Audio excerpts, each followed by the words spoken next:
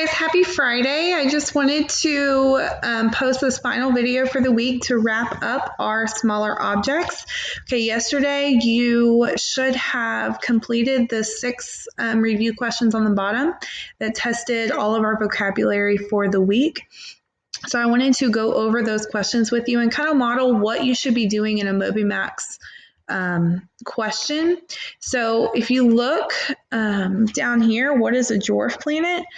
All right, here's our options. A relatively small spherical object that orbits a star and is able to clear the area of its orbit. B, an object formed from dust, rock, and other materials that forms planets and other objects. C, a body of rock or dust from space that burns as it moves through the planet's atmosphere. And then D, a spherical body that orbits the sun and does not clear the area of its orbit. If you're like, oh, Ms. Walker, I don't remember what a dwarf planet is. Okay, I'm pretty sure it's either A or D, but I can't remember if it clears the area of its orbit, if it doesn't. I'm going to go up here to the table of contents. Sorry, we have another video with the 2 in the way. And dwarf planets was the first thing that we went to. Okay, if you go up here,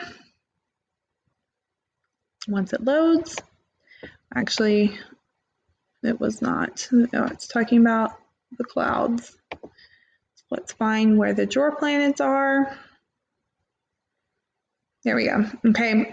Dwarf planet is a spherical object that orbits the sun. Okay, yes, I was right. It's either A or D. So let's see which one it is. However, a dwarf planet does not have enough mass to clear other celestial bodies out of its orbit. So it doesn't have a clear path.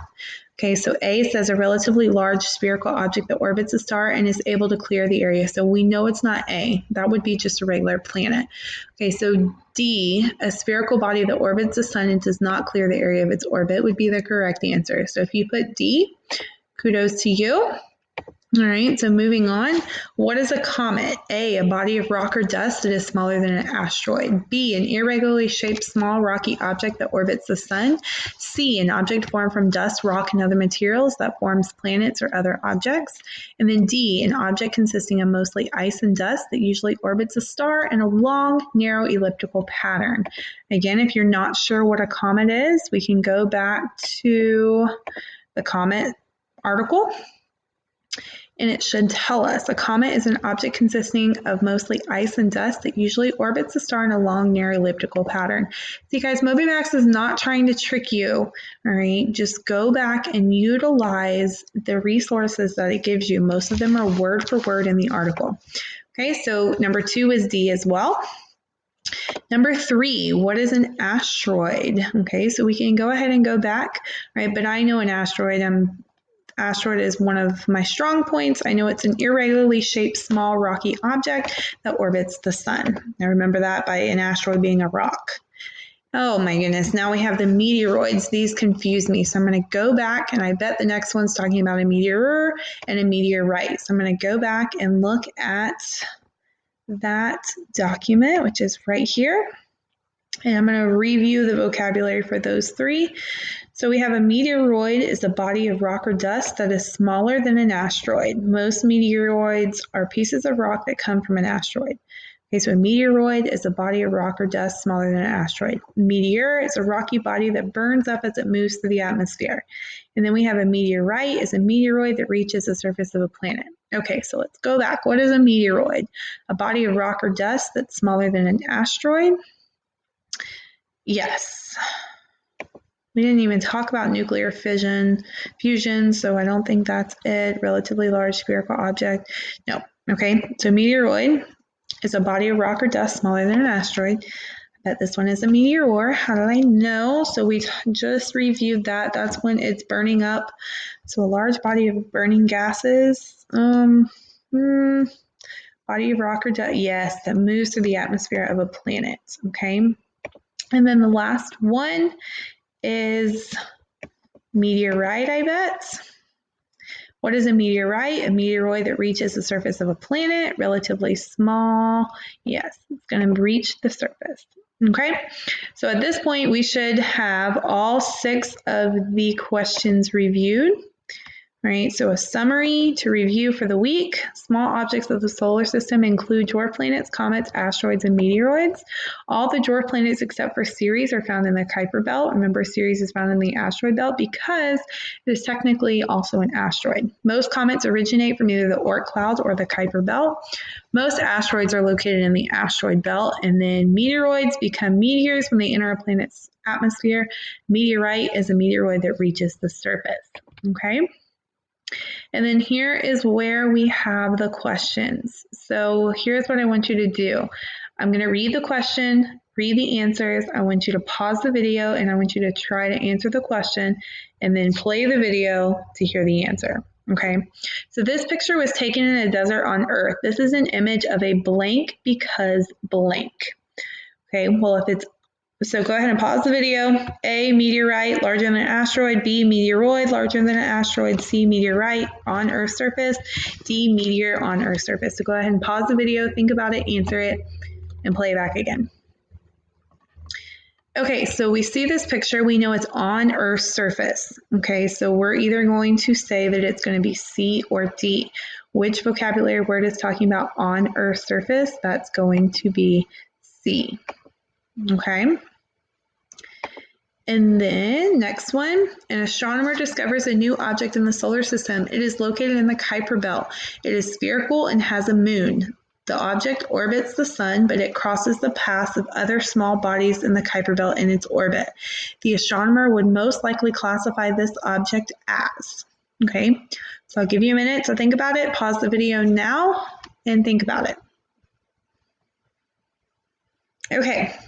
Coming back together, it is located in the Kuiper belt, so we know most dwarf planets, most comets, most meteoroids are found in the Kuiper belt. It's spherical and has a moon, so an asteroid is definitely not one.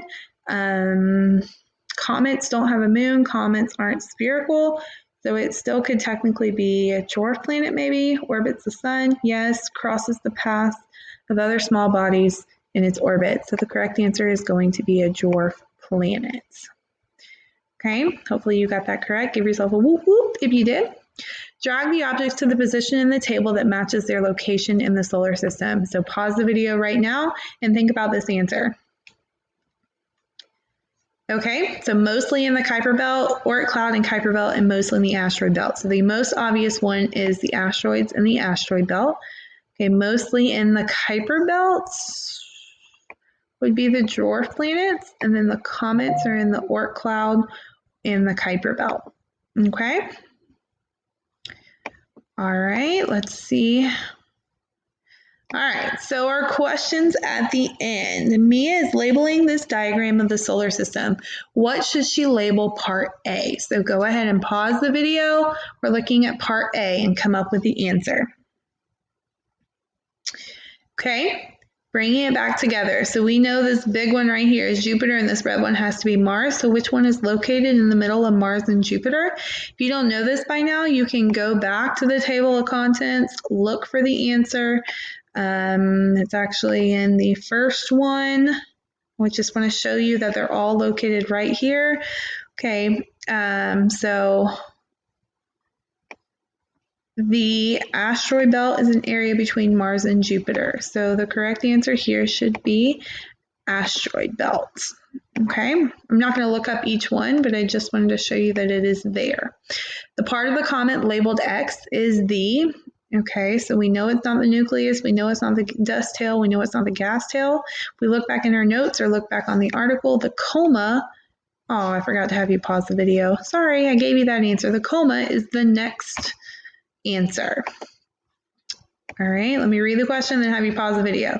What's the difference between asteroids and dwarf planets? Pause the video and check all that are true. Think about it and go. Okay, bringing it back together. What's the difference between asteroids and dwarf planets? We have A, dwarf planets are larger than most asteroids. Yes. Asteroids are larger than dwarf planets. No, because remember, all the asteroids combined are probably still smaller than Earth's moon. Asteroids are spherical. No, asteroids are like rocks. So it would have to be dwarf planets or sphericals, while most asteroids are irregularly shaped. So A and D should have been the correct answer there. Yay. Okay, this object was found in a desert. Astronomers know that it is a celestial object that entered Earth from the solar system. How would astronomers classify this object? Okay, well, if it enters Earth's surface and it's found on Earth's surface, then it would have to be, pause, what would it have to be? Okay, I almost gave you the answer there. It has to be a meteorite because meteorites get to Earth's surface. Okay, and then last question, which of the following statements are true? Check all that are true. Pause the video, read the answer choices, and think about which ones are correct. All right, so a comet is a meteoroid that reaches the surface of a planet. No, comet and meteoroid are completely different things. 2, a meteor is a body of rock or dust that burns as it moves through the atmosphere of a planet. Yes, that's why we see these streaks of light, which we think are shooting stars. 3, a meteor is an object consists of mostly ice and dust that usually orbits. No, I think that's a comet. And then D, an asteroid is an irregularly shaped small rocky object that orbits the sun. Yes, so asteroid 1 is correct, and then meteor 1 is correct. Let's check our answers. Okay, so we should have scored very well. Hopefully you were right along with me and scored the same.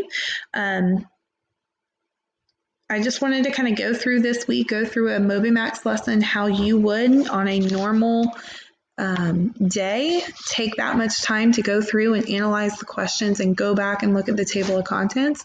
So hopefully at this point you have a pretty good understanding of the smaller objects of the solar system through our direct instruction and practice guided sessions this week. You're going to have one more small assignment to do today, so make sure you go back to Google Classroom and find where that is. And if you have any questions, please let me know. I hope you guys have a wonderful weekend and you had a great week. Miss you all. Have a good day.